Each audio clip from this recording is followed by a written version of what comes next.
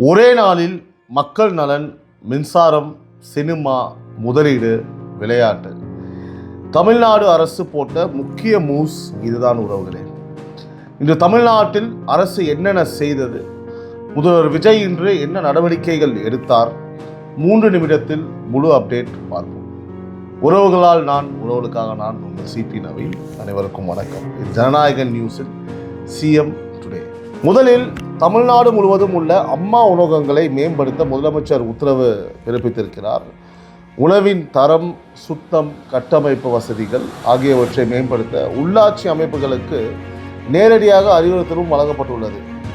இதுக்காக பார்த்தீங்கன்னா சிறப்பு நிதி ஒதுக்கீட்டுக்கும் ஒப்புதல் அளிக்கப்பட்டுள்ளதுன்னு நம்ம கேள்விப்படுறோம். உறவுகளே, மக்கள் நல திட்டங்களை மீண்டும் கிரவுண்ட் லெவலில் பார்த்தீங்கன்னா ஃபோக்கஸ் பண்ண ஆரம்பிச்சிருக்காங்க.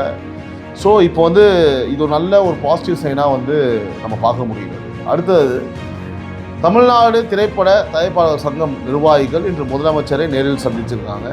தியேட்டரில் பார்த்திங்கன்னா கட்டண கட்டுப்பாடு, சிறு பட்ஜெட் படங்களுக்கு மானியம், பைரசி ஒழிப்பு நடவடிக்கைகள் போன்ற முக்கிய கோரிக்கைகளை பார்த்திங்கன்னா இதில் வலியுறுத்தப்பட்டுள்ளன.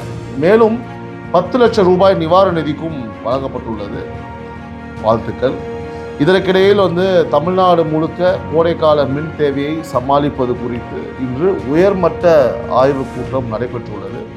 மின் உற்பத்தி, மின் விநியோகம், மின்தடை இல்லாத சேவை, புதிய டிஜிட்டல் கட்டண முறை இவற்றை குறித்து முதலமைச்சர் அதிகாரிகளுடன் விரிவான ஆலோசனை நடத்தியுள்ளார். மின்சாரத்துறையில் அரசு தற்போது ஃபுல் மானிட்டரிங் கம்ப்ளீட்டாக பார்த்தீங்கன்னா அப்சர்வ் பண்ணிகிட்டு இருக்காங்க. ஸோ அப்படி ஒரு தகவல் நம்மளுக்கு வெளியாகிட்டு இருக்கு.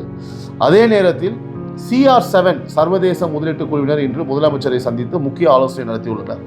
தமிழகத்தில் சர்வதேச தரத்தில் கால்பந்து அகாடமிகள் அமைப்பது, விளையாட்டு கட்டமைப்பில் முதலீடு செய்வது குறித்து இதில் பல விஷயங்கள் பேசப்பட்டுள்ளது. தமிழ்நாட்டை ஸ்போர்ட்ஸ் இன்வெஸ்ட்மெண்ட் ஹப்பாக மாற்ற அரசு முயற்சி செய்கிறதா என்ற விவாதமும் தற்போது கிளம்பியுள்ளது.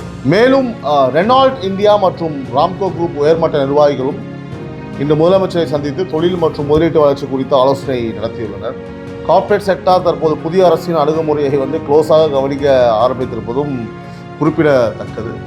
இதே நேரத்தில் இந்திய மாணவர் சங்க நிர்வாகிகளும் இன்று தலைமை செயலகத்தில் முதலமைச்சரை சந்தித்து கோரிக்கை மனு அளித்துள்ளனர்.